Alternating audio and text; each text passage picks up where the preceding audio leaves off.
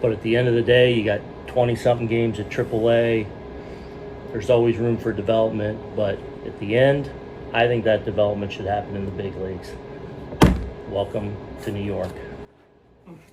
Have you seen the video of Aaron Boone sitting Anthony down? Yeah. What are your thoughts as you're going through watching that? Pretty cool, but pretty cruel. I was kind of like disappointed that Booney did that too, but it worked out well in the end, and I got a real smile out of it.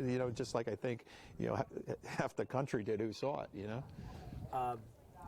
I know you're not surprised that he has put himself in this position. Are you surprised that this came this early? I'd be lying to say if I wasn't surprised. I was surprised at how well he played all spring. He was so consistent in the way he runs the bases, and the way he picks up the ball, and the way he was, able to hit was just awesome to watch. And I think he made it tough on the Yankees not to take him. And he earned that spot. And couldn't be more proud of him.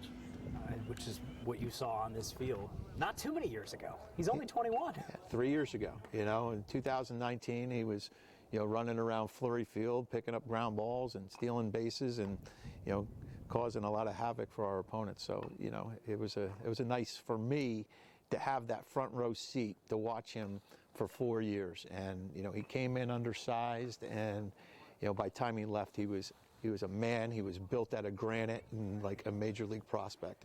He's a big time player for us. Could you even have envisioned at that point, though, Anthony Volpe, shortstop for the New York Yankees? Yeah.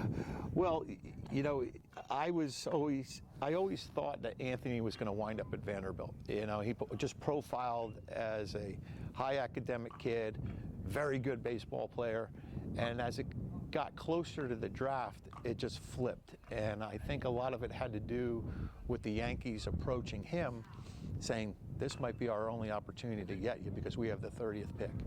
And I think Anthony was ready physically, he was ready mentally, and it's a storybook ending. How will he, comparisons to Derek Jeter are inevitable. When you're the shortstop for the New York Yankees, you're going to get compared to Jeter. Yeah. How does he handle that pressure? If anyone can handle it, he can handle it, right? But I think he'd be the first person to tell you or me, don't compare me to Derek. I mean, that's his favorite player of all time, and Anthony's got a lot of baseball ahead of him, and we all know what Derek Jeter accomplished in this game. What can these kids learn from someone who's not that much older than them? Yeah, I think, if you think about it, Anthony's not 6'3". He's not 200 pounds. He doesn't run a 6'5", 60. He's got really good tools, but he doesn't have the best tools. And that's where, hard work and determination, the preparation that you spoke about, comes into play here. If you really prepare and you work towards a goal, nothing's impossible. You had a chance to talk to him between the last few days, between him getting the call? Yeah, so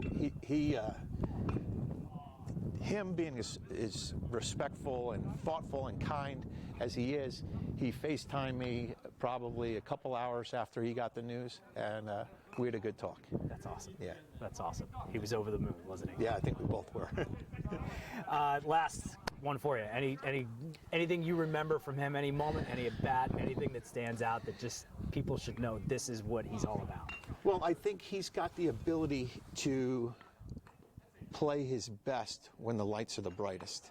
Whether it was a county championship game or state final game, he always had a factor in the outcome.